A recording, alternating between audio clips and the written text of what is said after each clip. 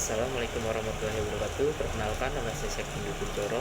Di sini saya ingin mempresentasikan tentang pengorganisasian sumber daya manusia dari bab 3. Pengertian pengorganisasian dalam MSDM. Pengorganisasian adalah proses menyusun struktur organisasi, membagi tugas, menetapkan wewenang, dan mengkoordinasikan pekerjaan agar tujuan perusahaan tercapai secara efektif dan efisien.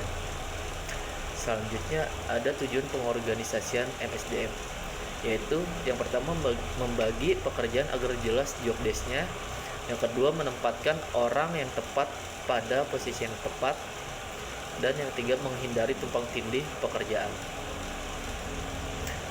Manfaat pengorganisasian MSDM yaitu untuk yang pertama operasional perusahaan lebih terarah dan sistematis. Yang kedua, proses kerja lebih cepat dan efektif. Yang ketiga, yaitu komunikasi yang terbagi menjadi lebih jelas. Selanjutnya ada unsur-unsur pengorganisasian. Yang pertama, pembagian kinerja, yaitu memecahkan pekerjaan besar menjadi tugas-tugas spesifik. Yang kedua, ada departementalisasi, yaitu mengelompokkan pekerjaan ke unit-unit seperti produksi, pemasaran, HR, dan keuangan. Dan yang ketiga, wewenang dan tanggung jawab, yaitu menetapkan siapa yang berhak mengambil keputusan dan apa tanggung jawabnya.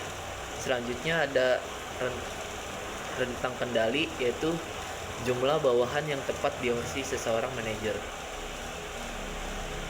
Proses pengorganisasian dalam MSDM, yang pertama mengidentifikasi tujuan perusahaan, yang kedua menentukan pekerjaan yang harus dilakukan, dan yang ketiga mengelompokkan pekerjaan ke departemen atau unit.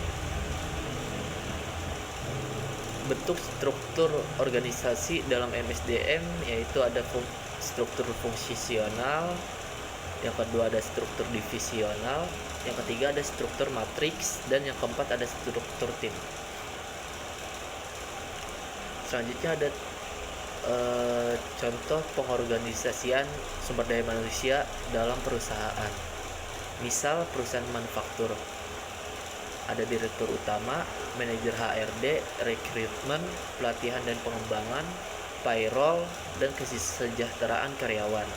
Setiap divisi memiliki job desk dan kewenangan yang jelas sehingga konflik dan duplikasi kerja dapat diminimalkan. Dampak pengorganisasian yang baik yaitu produktivitas meningkat, yang kedua konflik antar bagian menurun, yang ketiga alur komunikasi menjadi lancar, yang keempat pengambilan keputusan lebih cepat, dan yang kelima karyawan lebih disiplin dan memahami peran.